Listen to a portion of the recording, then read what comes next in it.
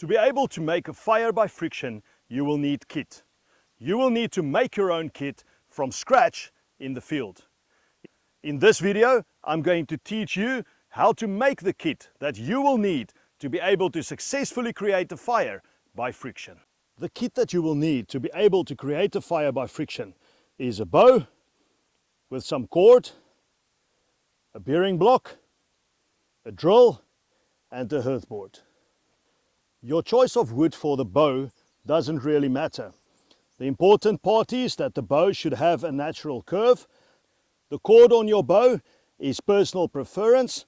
I like to use leather because it grips the drill quite well, but it is a bit tricky to get used to. Most people use paracord, and I'm going to show you the technique to make a proper bowstring from paracord that will grip the drill well. Your choice of wood for your bearing block is completely up to you. Try to find the hardest and smoothest piece of wood that you can find in the wilderness. Carve it into a nice shape that will fit your hand, and we're going to make an indentation on the front so that it can simply hold your drill in place. Your drill and hearthboard is the most important components of your friction fire lighting set, and we will go into great detail on how to create a proper hearthboard like this one, and also a really good drill. When you search for a bow, take your time and select the piece with the nicest curve. This one will be perfect for our job. When you cut your bow, make sure to cut it as long as you possibly can. We can always shorten it later.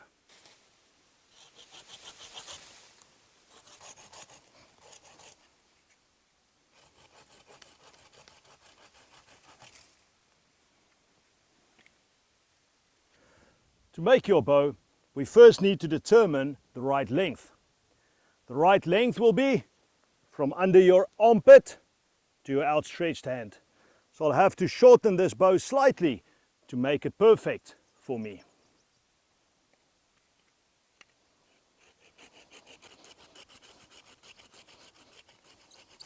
It is entirely up to you to decide if you want to keep the bark on or if you want to remove the bark to create a smooth bow.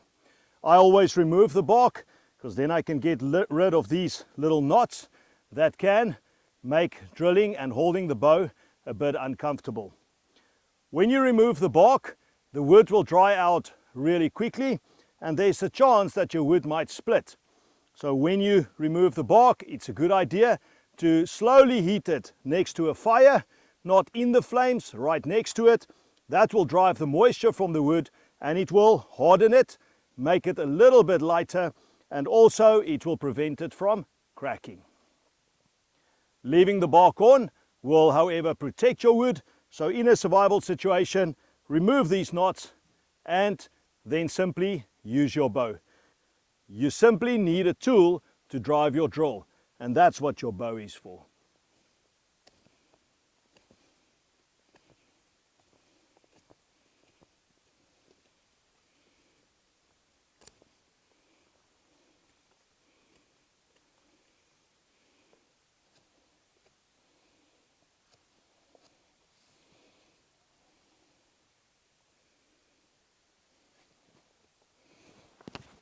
Once you have smoothed out your bow, we simply need to cut a notch all the way around the edge on either side of your bow to attach your paracord to.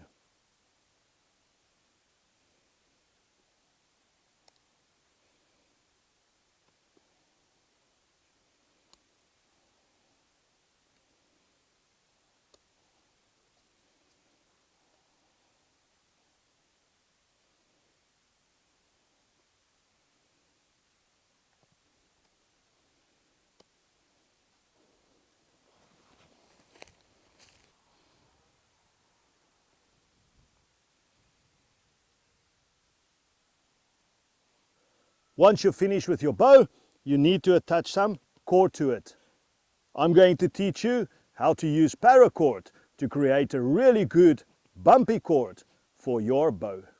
Your first step is to measure off around 2.5 meters of paracord.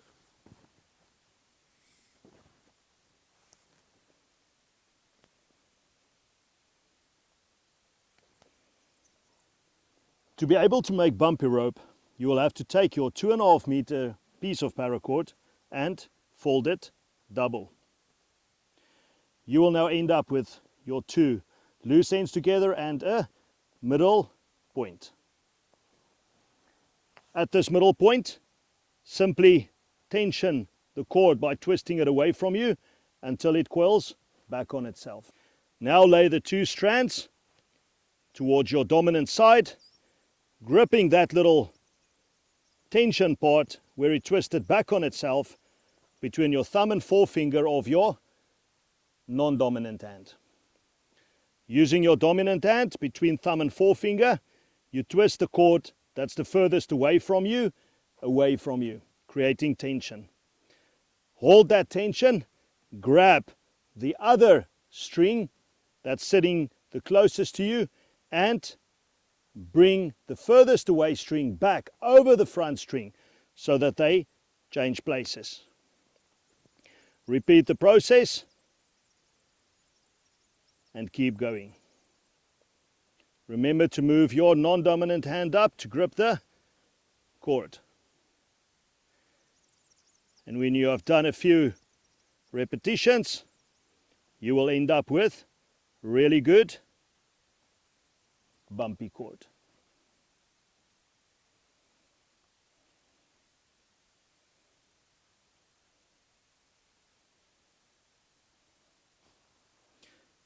Keep going, repeating the process until you get to the end of your two strands.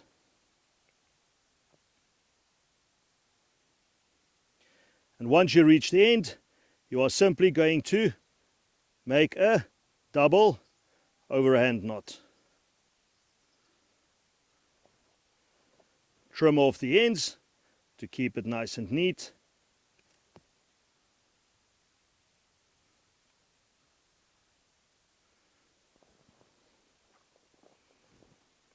And you have now created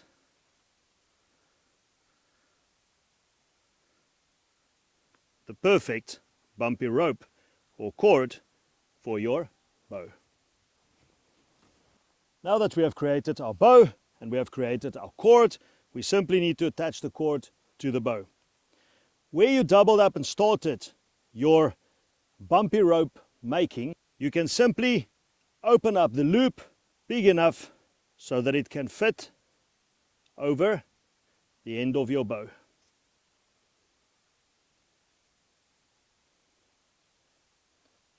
Pull your string tight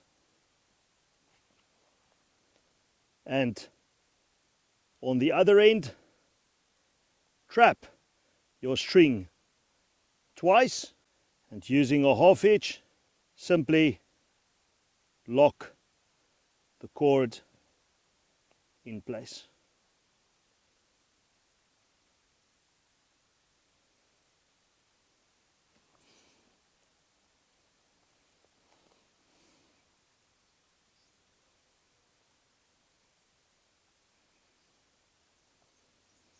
Our next task is to find the right piece of wood for our bearing block. Your wood needs to be solid and it needs to be as hard as possible.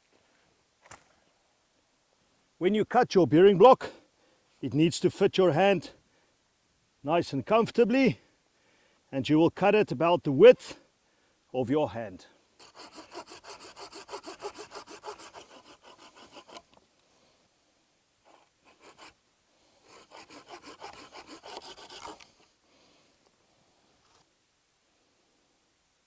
This should do perfectly. To be able to create your bearing block, we will smooth the edges around your block to allow it to sit nice and smooth and comfortable in your hand. And your next step will be to split a small section of the bottom of your bearing block to create a flat surface.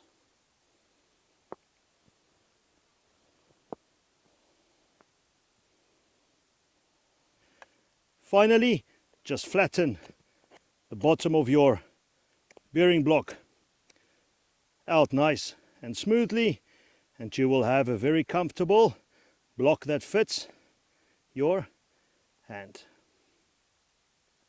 The final step is to create a small indentation with the tip of your knife in the middle of the bearing block so that we can hold the drill in place during the process of drilling.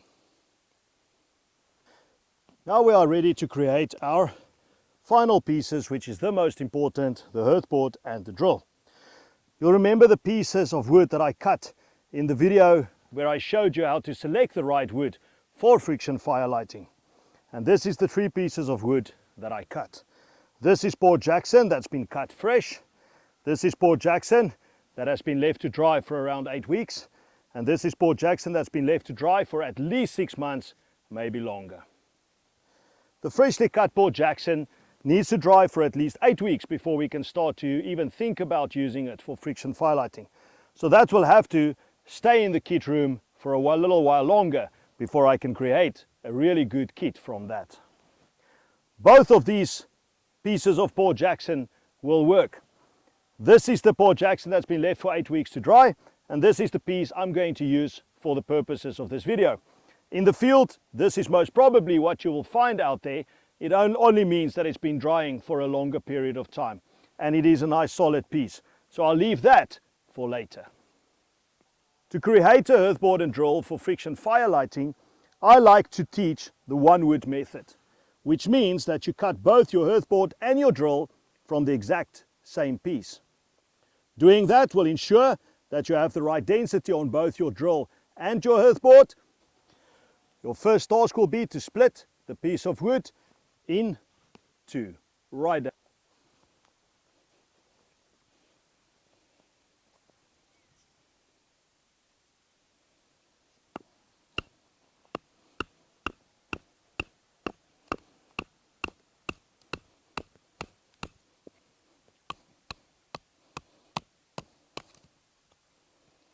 Once you have split your wood in two, you will now select the thicker piece for your hearthboard and the slightly thinner piece for your drill.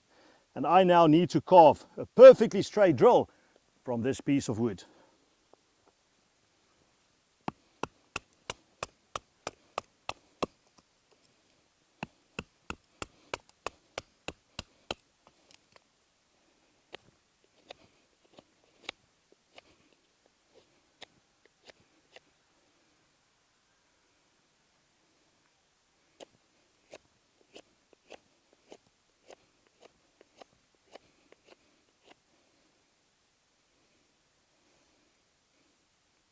When you carve your drill, make sure to carve your drill as straight and as smooth as possible.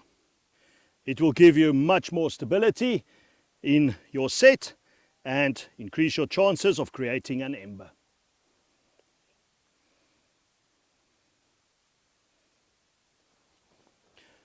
When your drill is nice and straight and round, you will now sharpen both ends to a sharp 10-peg point.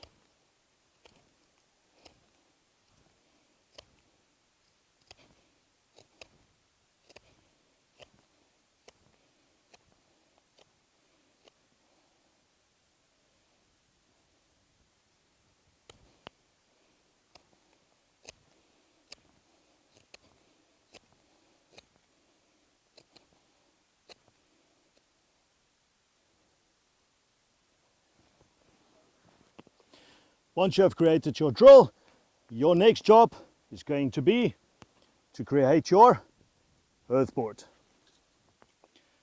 Split a small section off the back of your hearthboard.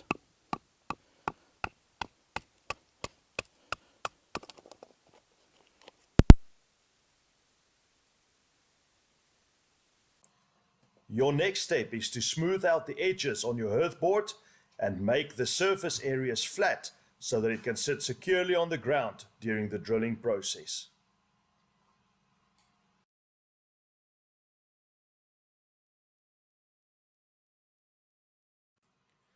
Next, you will have to create a small indentation in your hearthboard in the position where you're going to put your drill so that your drill will sit securely when you start drilling.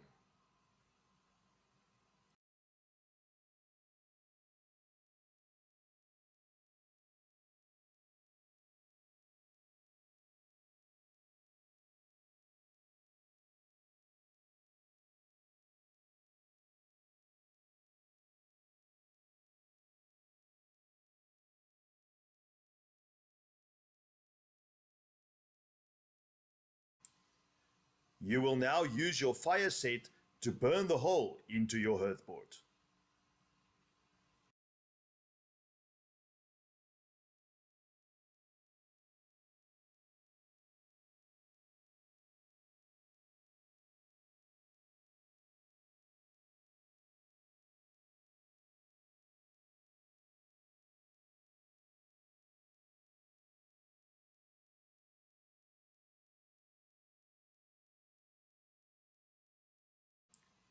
Once you have burned the hole into your hearthboard, you will now have to cut a notch shaped like a pizza slice. The size and shape of your pizza slice is extremely important in the set, as this notch will allow the dust to form that will eventually become your ember.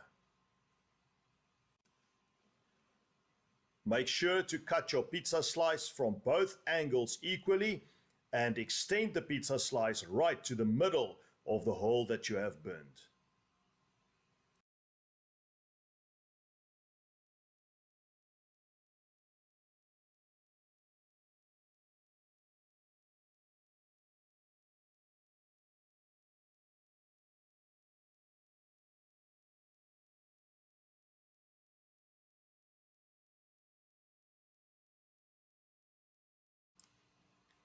I wish you all the success in making your own kit at home, and be sure to watch our video on how to make a fire by friction. Please remember to subscribe to our channel so that you can receive more awesome videos like these.